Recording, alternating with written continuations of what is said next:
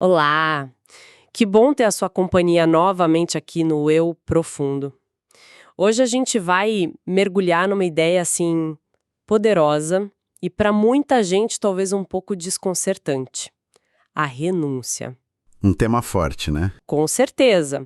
E vamos olhar especificamente para uma passagem lá do Evangelho de Mateus, capítulo 19, versículo 29. Jesus apresenta um conceito ali que, olha, à primeira vista parece pedir um corte radical mesmo, com tudo que é importante pra gente. É uma passagem que marca, sem dúvida. Exato. Ela diz assim, ó: "E todo aquele que tiver deixado casas, ou irmãos, ou irmãs, ou pai, ou mãe, ou mulher, ou filhos, ou terras, por amor do meu nome, receberá 100 vezes tanto e herdará a vida eterna." Uau, pesado. Pois é. Vamos respirar fundo aqui, tentar, né, desempacotar isso. Deixar pais, irmãos, filhos, casa, terras. Assim, por amor a um nome. Soa quase, sei lá, como um convite ao isolamento. Virar as costas pra tudo. A primeira leitura pode assustar mesmo. Muito. É um pedido que parece extremo, não acha? Como é que a gente concilia isso com o amor ao próximo, com construir relações saudáveis? Qual que é a mensagem real por trás dessa renúncia que parece total, para alcançar algo tão grandioso como a vida eterna? Essa é a nossa exploração de hoje, entender o sentido mais fundo disso. É um desafio interessante. E olha, é importante a gente começar já reconhecendo que essa passagem, ela já foi sim fonte de umas interpretações meio apressadas, sabe, ao longo da história. Sim, isso aconteceu bastante. Tem relatos, né, especialmente lá nos primeiros tempos do cristianismo, de gente que levou isso literalmente ao pé da letra. Imaginaram que o caminho era esse: largar tudo e todos fisicamente mesmo. É compreensível a confusão inicial. Sim, pessoas bem intencionadas, imagino, que se recolheram em mosteiros, em claustros, buscando cumprir o que achavam que era o mandamento, só que aí, no processo, talvez tenham negligenciado deveres de família importantes, laços, afetos essenciais, responsabilidades sociais, que também fazem parte de uma vida plena, ética. Exatamente. E aí a gente perde algo, né? Pois é. Isso já dá uma pista, né? Que talvez a interpretação literal ela não pegue toda a complexidade da ideia, não acha? Com certeza. E o ponto de partida mais, assim, iluminador para entender essa passagem é, curiosamente, olhar para o exemplo da própria pessoa que falou isso, o Cristo. Ah, interessante. Olhar para ele mesmo. Sim. Se a gente analisa as ações dele, o jeito dele se relacionar, a gente percebe um padrão que contrasta bastante com essa ideia de abandono físico ou social. A vida dele não foi uma fuga do mundo, né? Foi um mergulho profundo no mundo. É verdade, ele estava sempre no meio das pessoas. Exato. Pensa nos detalhes. Quando os companheiros mais próximos dele, os apóstolos, abandonaram ele em momentos de crise, tipo na noite da prisão, ele não rejeitou eles depois. Pelo contrário. Não mesmo. Ele volta para eles, depois da ressurreição, não com acusação, sabe? Mas com mensagem de paz, reafirmando o vínculo. Mesmo com as dúvidas, as hesitações de amigos como Tomé, ele não se impacienta. Ele oferece provas, divide as alegrias mais profundas, os ensinamentos finais ali no cenáculo. Paciência infinita, né? E talvez o mais impactante, para os mesmos homens que rejeitaram ele, que traíram, que levaram ele para a crucificação, ele não oferece condenação final. Ele oferece um caminho de salvação, o Evangelho, que é na essência uma mensagem de amor e perdão. Ele nunca pareceu se descuidar das pessoas, sabe? Mesmo das que foram hostis ou ingratas. Ele estava sempre ali, servindo, ensinando, amando. Nossa, visto por esse ângulo. Então, se a gente conecta esses pontos, o exemplo de vida dele não foi sobre cortar laços físicos. A renúncia que ele praticou e ensinou parece ser de uma natureza muito mais interna, mais sutil e, talvez por isso mesmo, mais desafiadora. Ele continuou engajado, conectado, mesmo sofrendo as dores da incompreensão, da rejeição. Isso. Uau. Isso muda completamente a perspectiva. Aqui é que a coisa começa a ficar realmente interessante. Se o exemplo dele não é de abandono físico, então a renúncia que está lá na passagem não pode significar só dar as costas para a família, para os amigos, para os bens. Não parece ser isso, né? Então, o que significa deixar? Se não é deixar as pessoas ou as coisas em si, talvez seja deixar algo dentro da gente em relação a elas? Será isso? Deixar ir as nossas expectativas, talvez? Precisamente. Essa é a chave de uma interpretação mais profunda e, eu diria, mais coerente com o exemplo do próprio Cristo. A renúncia verdadeira não seria um ato externo, de separação física, seria um movimento interno. Uma transformação radical mesmo, na nossa forma de se relacionar com o mundo e principalmente com as pessoas que estão perto da gente. Uma mudança interna. Seria, como o material de apoio que a gente analisou sugere, renunciar à alegria de tê-los melhores ou perfeitos. Essa frase é poderosa. É mesmo. Renunciar à alegria de tê-los perfeitos. Significa abrir mão daquele desejo, que muitas vezes é inconsciente, mas é muito forte, sabe? De que as pessoas ao nosso redor, pais, cônjuge, irmãos, filhos, amigos, colegas, sejam exatamente como a gente idealiza. É abandonar a nossa listinha de desejos de como os outros deveriam ser para se encaixar perfeitamente na nossa vida, nos nossos conceitos de certo e errado. Nossa, essa listinha existe mesmo, né? Mesmo que a gente não admita. Com certeza. Então, vamos imaginar se os pais agem de um jeito que para a gente parece incompreensível, talvez presos em padrões antigos. Se o companheiro ou companheira demonstra ingratidão apesar dos nossos esforços. Se os irmãos parecem agir com frieza ou até crueldade em certos momentos. Se os amigos se mostram indiferentes ou até rudes quando a gente mais precisa. Situações bem comuns, infelizmente. Pois é. A orientação, seguindo essa linha de interpretação, não seria romper os laços e fugir da situação dolorosa. Seria o contrário, permanecer. Permanecer ao lado deles, unido a eles. Mas não por conformismo, e sim por um propósito maior. Entenda a lógica, mas, olha, confesso que isso soa incrivelmente difícil na prática.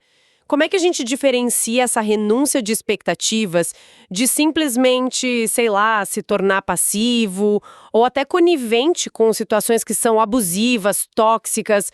Onde fica a linha entre aceitar o outro como ele é e a necessidade de impor limites saudáveis ou até, em alguns casos, se afastar para preservar a própria integridade?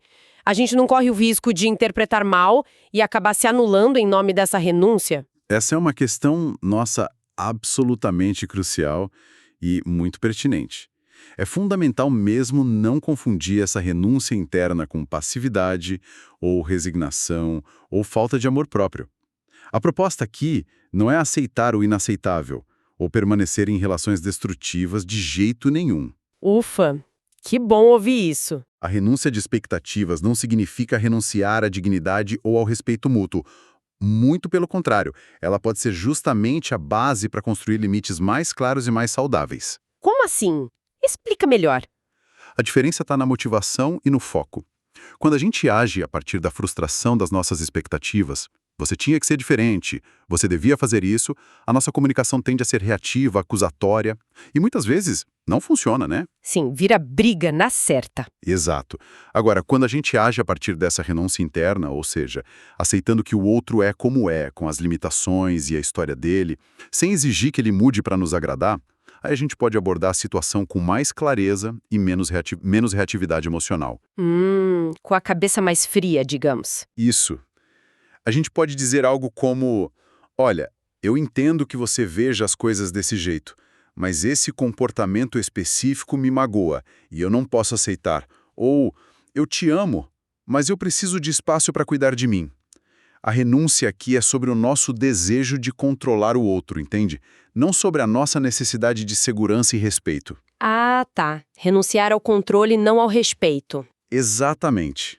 Então, trata-se de abdicar do nosso egoísmo, da nossa idealização de como o outro deveria ser, para então poder enxergar a situação e a pessoa com mais clareza, com mais compaixão. e, a partir daí, agir em favor do bem-estar deles e também do nosso, buscando o crescimento mútuo, mesmo que isso signifique ter conversas difíceis ou estabelecer limites firmes. É renunciar à ilusão de controle para poder amar e agir de forma mais autêntica e eficaz. Uau, essa distinção é fundamental mesmo. Não é sobre ser um capacho, de jeito nenhum. É sobre mudar nossa postura interna para lidar com a realidade de forma mais construtiva. Ok, vamos tentar trazer isso para mais exemplos do dia a dia, para ficar bem claro. A gente já falou daquele almoço de domingo com o parente difícil? Sim, o clássico. A renúncia seria abrir mão da necessidade de convencer ele, de ganhar a discussão, né? E talvez focar em encontrar um ponto mínimo de conexão ou só manter a cordialidade mesmo por um bem maior, sei lá. Exatamente. Mudar o objetivo interno. Mas e no trabalho? Pensa só, a gente tem um colega que, vive perdendo prazo ou entrega o trabalho meio relaxado, afetando a equipe toda. A renúncia aqui não seria ignorar o problema, claro. Não, de forma alguma. Isso seria omissão. Seria, talvez, renunciar à nossa raiva, à frustração pessoal, sabe? Aquela vontade de já rotular o cara como incompetente ou irresponsável. Em vez disso, quem sabe abordar a situação de forma mais objetiva, focando no impacto do comportamento no trabalho da equipe, buscando entender se tem alguma dificuldade específica ali por trás, e aí propor soluções ou comunicar as consequências de forma clara, mas sem aquele peso do julgamento pessoal ou da exigência de que ele mude a personalidade dele. Seria focar na ação e no resultado, e não na pessoa idealizada que a gente queria que ele fosse. Faz sentido? Total sentido. Ótimo exemplo no ambiente profissional. A renúncia é a nossa reação emocional baseada na expectativa frustrada. Poxa, ele deveria ser mais responsável. Isso libera a gente para agir de forma mais estratégica e, quem sabe, até mais eficaz para resolver o problema prático. E numa amizade? Ah, boa. Pensa numa amizade. Talvez um amigo querido esteja passando por uma fase difícil e ficou mais distante, ou talvez falou algo que magoou a gente sem perceber. A nossa expectativa seria que ele, sei lá, percebesse sozinho, pedisse desculpas, voltasse a ser como era antes, né? Sim, a gente espera isso. A renúncia seria abrir mão dessa expectativa passiva. Em vez de ficar esperando que ele adivinhe, a gente poderia ir até ele, expressar como a gente se sentiu, de forma honesta, vulnerável. Olha, fiquei sentido com aquilo. Buscando o entendimento, mas sem a exigência interna de que ele reaja exatamente como a gente gostaria. É renunciar à nossa idealização da amizade perfeita para cultivar a amizade real, com as imperfeições e os desafios dela. Cultivar a amizade real. Gostei disso. E a chave para sustentar essa atitude, como a passagem menciona, é a motivação. Fazer isso por amor do nome de Cristo. A gente pode interpretar isso de uma forma mais ampla, né? Não só restrita a uma filiação religiosa específica. Como assim? Pode significar agir por um princípio ético superior, sabe? Por um amor incondicional que busca o bem do outro mesmo quando é difícil. Por compaixão, por um desejo genuíno de contribuir para o crescimento e para o bem-estar das pessoas ao nosso redor. E para o nosso próprio crescimento também. É escolher se conectar mesmo na dificuldade para trabalhar no aperfeiçoamento mútuo.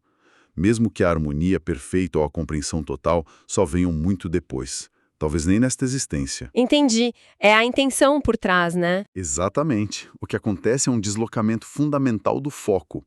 Sai do o que eu quero desta relação. Como eu gostaria que essa pessoa fosse para me fazer feliz. E vai para o que eles precisam. Como eu posso contribuir para o bem deles, mesmo que me custe algo, mesmo que desafie o meu ego.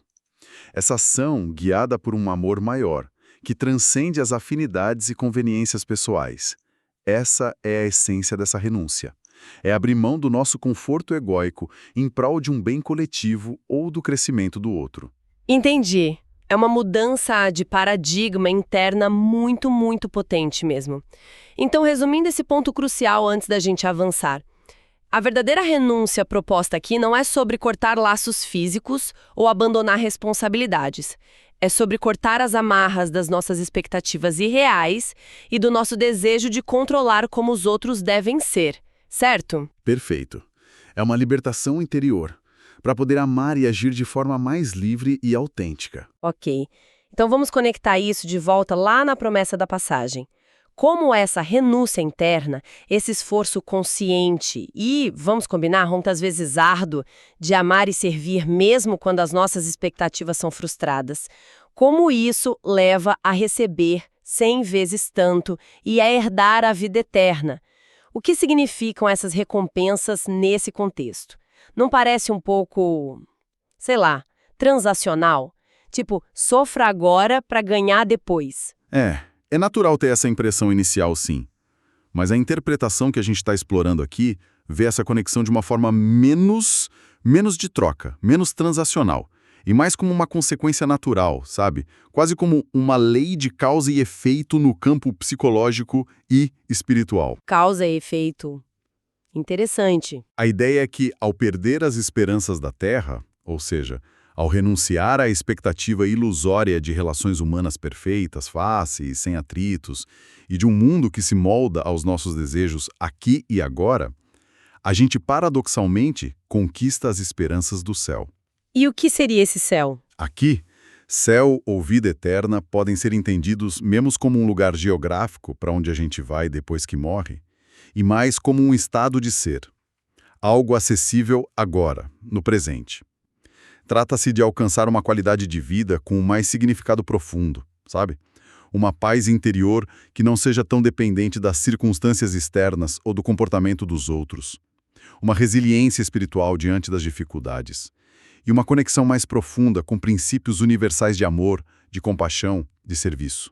Um estado de ser. Faz sentido. Essa capacidade de renunciar ao desejo pessoal egoísta, de colocar o bem-estar e o crescimento do outro em perspectiva, mesmo que seja diferente da nossa idealização, isso é visto como uma expressão elevada de amor, seja a Deus, ao próximo ou um princípio ético maior que nos guia.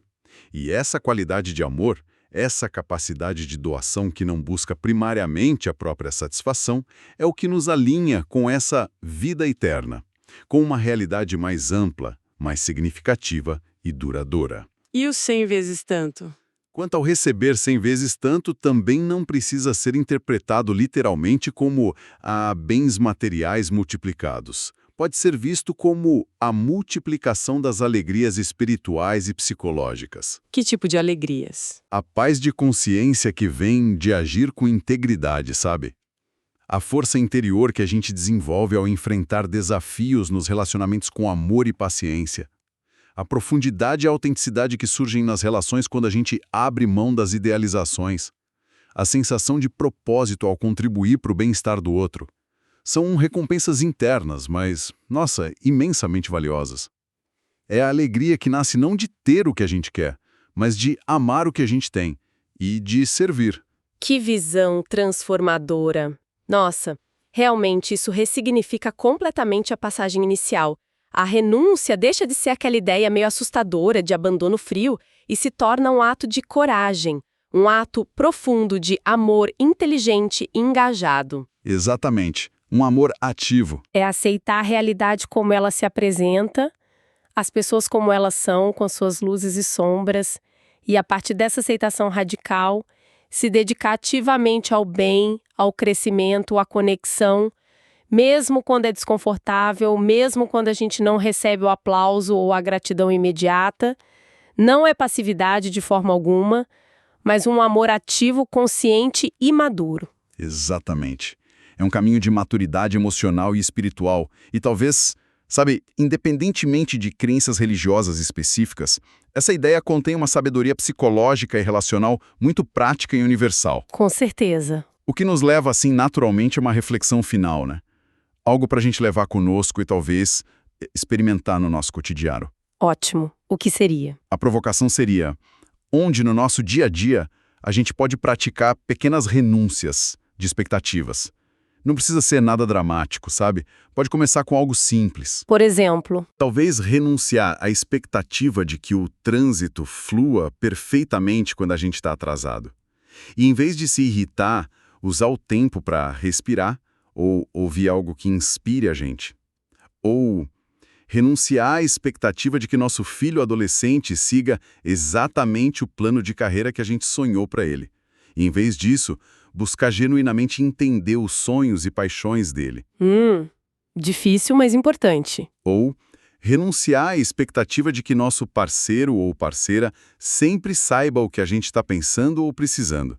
E, em vez disso, comunicar nossas necessidades com clareza e gentileza. É a famosa bola de cristal que a gente espera que o outro tenha, né? Exatamente.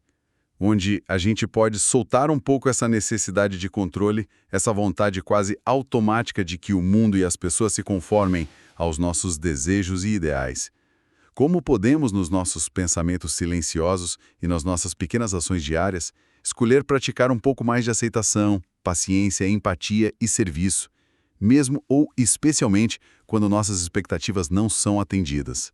Esse exercício contínuo, mesmo que desafiador, tem o potencial de aliviar muito sofrimento desnecessário e de cultivar conexões humanas mais autênticas, profundas e gratificantes. É um trabalho interno, né? Mas com reflexos imensos no mundo externo. Uma reflexão poderosa e muito, muito prática para a gente fechar nossa conversa. É um convite mesmo a olhar para dentro e transformar a forma como a gente se relaciona com tudo e todos. Muito obrigada por essa exploração tão rica e esclarecedora. Eu que agradeço a oportunidade da conversa. E a você que nos acompanhou, obrigada pela companhia nessa jornada aqui no O Eu Profundo. Esperamos que essa conversa tenha lançado novas luzes sobre o verdadeiro sentido da renúncia e do amor ativo. Até a próxima!